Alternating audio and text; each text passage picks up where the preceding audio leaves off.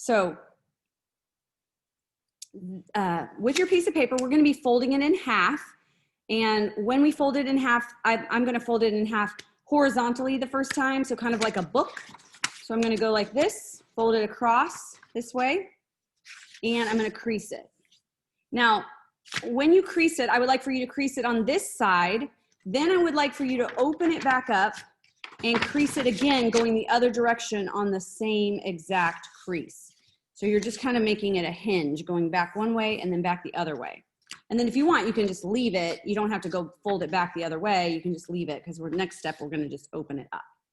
Okay, so I'll show you that step again. We're going to take our paper. We're going to fold it in half horizontally, crease it. We're going to open it and make the crease go the other direction. So crease it backwards. All right, and then we're going to open it up and we'll have a crease right down the middle. Okay? The next thing we're going to do is we're going to take the edges of our paper and we're going to fold them into that center crease. And this is called a cabinet fold. If you do origami, this is called a cabinet fold. So we're going to take this edge of our paper and we're going to match it into this center edge, center crease, and we're going to crease it. And some people don't like to use their finger because they just don't like how that feels. So if you had scissors, or even if you have like a marker or something, you can take the scissors and run it along that instead of your finger, or you can take a marker or a pencil, anything you want. You could run it along the edge instead of using your finger if you don't like using your finger. Then you're gonna go and crease it backward, okay? Then you're gonna do the same thing on the other side. So we're gonna come this way, cabinet fold it into the center crease, crease it, either with your finger or with some sort of a tool. Then you're gonna go backward, crease it this way. And then when you open it up, you should have 4 columns on your paper. I'm gonna show you that one more time with my other piece.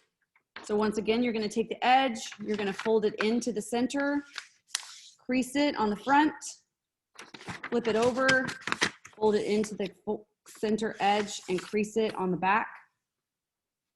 And open that up, it's gonna look like that. We'll do the same thing on the other side.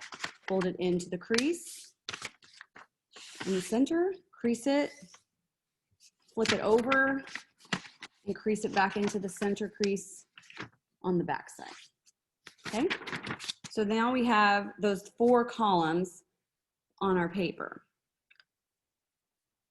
Okay, so now we're gonna take our paper and we're gonna fold it vertically. So we're gonna do the exact same steps we just did, but we're gonna go the other direction vertically. So vertically means I'm gonna go this way with my paper.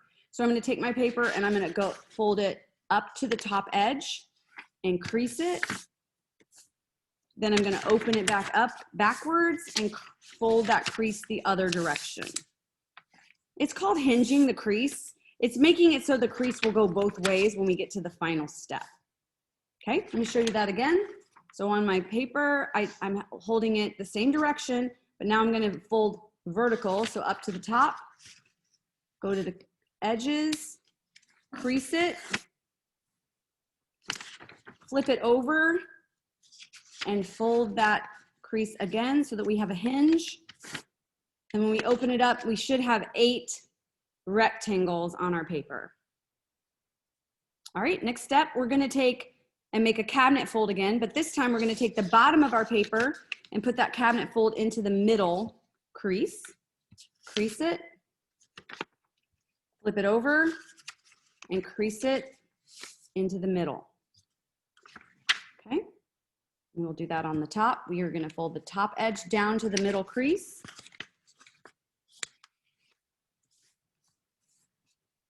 Flip it over and fold it back into that middle crease. And when we are finished with this step, we should have 16 rectangles on our paper. Okay, let me show you that one more time with my other page, and then I'll show you the last step. So we're gonna take our bottom edge, we're gonna fold it up to that middle crease, crease the edge, flip it over, fold it into the middle crease, crease the edge, and open that back up. And we'll go to the other side. I probably should keep it the right direction. From the top, we're gonna come down, fold, but I do wanna show you that. If you're struggling from folding down, all you have to do is flip the paper over. It works the same way. Crease this, flip it, crease it into the, or fold it into the middle and crease it. When you're finished, again, you should have 16 squares, okay? So the last thing we're gonna do is we're going to cut some of these squares. And so what I'm gonna do is mark this with my pencil, just show you. If you feel confident, you just can cut. If you don't feel confident, you might wanna mark it with your pencil, just so you know where to cut. So we're gonna cut on this line up to the third box. So I'm gonna make a little dotted line. This is gonna be a cut line. That's why we draw it as dotted, so people know, in case you were trying to show them something. And this is our stop line. That's where we're gonna stop our cut. In the middle one, we're gonna go from the other direction. We're gonna come from the top and we're gonna go down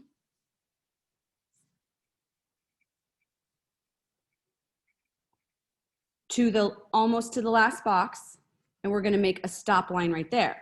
So we're not cutting this line, we're not cutting this line. And then last but not least, we're gonna do the same thing on this one. We're gonna start at the bottom and we're gonna make our cut line go up to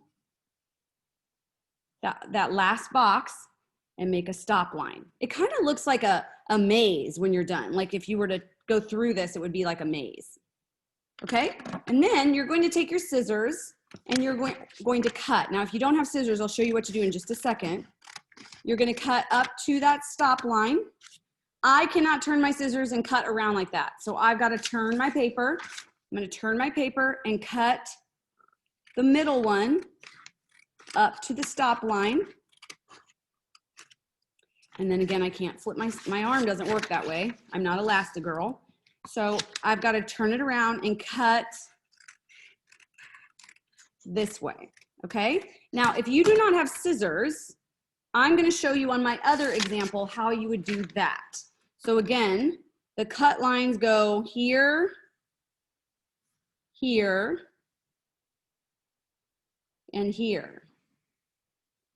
So like a kind of like a maze. That's what I think about. So we stop here, we stop here, we stop here. But you could tear with your fingers because you did those creases back and forth. If you use your fingers, get your crease or your tear started, and then don't go fast, don't rip, but you can just take your hand and go right along that crease and tear up to your stop line. Okay, so yeah, it's a little jagged, but it's not terrible. The only positive of this is you don't have to flip your paper over. So you can just go back from the other side here. You can come down to do this edge. Notice how this hand, I'm kind of keeping this hand right by the fold, and that's going to keep it from like going out of control on me. All right, and then I do the last one, tear that up to my stop line, right on that crease.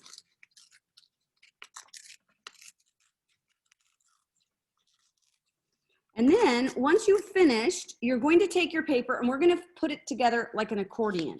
So it's going to go forward, backward with our fold. So we're going to fold forward, then we're going to fold backward. Then we're going to fold forward. Now this one's going to go into this other row, but that's okay. Then we're going to fold backward. Then we're going to fold forward.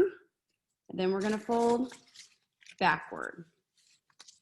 Forward, and again, we're going to go into another row. Not a big deal. That's kind of how it's supposed to work. Backward, forward, backward, forward, backward. Oops, my other one already went backward. That's okay. Forward, backward.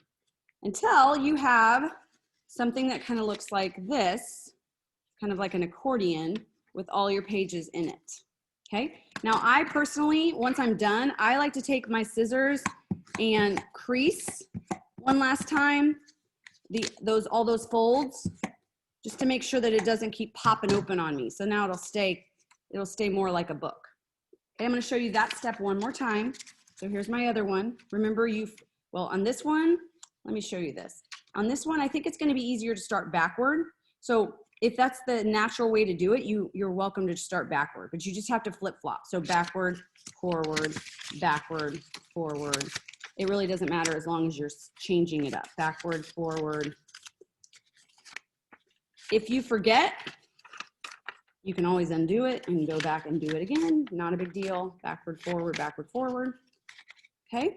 And then again, when I'm finished, I crease it with my scissors or my fingers or if you have a marker or something like that. Okay.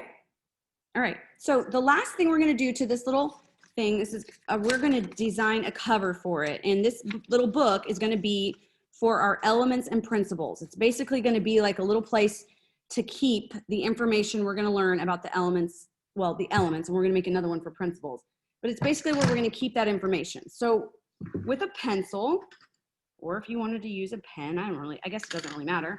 I'm going to write out the elements of art on the front of this. And if you want to write it in cursive, if you want to write it in bubble letters, if you have a cool way that you write like lightning bolts, I don't know, whatever you feel like, you are going to just write that on there. And what you need to write is either the or just elements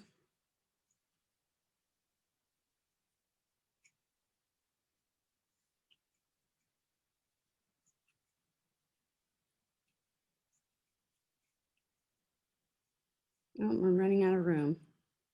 I didn't plan that out well enough. That's okay. And then and then art. Now I have a lot of space down here that's empty. So I'm gonna make art nice and big because that's most important to me in my world. You can do it any way you want. Just remember that you are getting graded on your effort for this class, and this is part of our first assignment. So this is going to be turned in. Oops, my pencil just died on me. This is going to be turned in with our first assignment. So, you know, put a little bit of effort into it. I'm not just like slapping it on there. And then if you want to, you can come back in with a pen or colored pencil. I just went away from you, I'm sorry. Pen or colored pencil or something else, and you can add a little bit of flair to that front cover if you'd prefer to, or if you want to, you could kind of add to it. We are going to be adding into this for this entire first project. And so because we are going to be adding into it, you will be able to go back to that front cover if you needed to. So if you wanted to go back into that front cover and add something to it, that would be great. So for right now, I'm just going to ask you to get the elements of art written on the front cover. And then we're going to come back together and I'm going to talk to you about what we're going to do next. Okay? All right.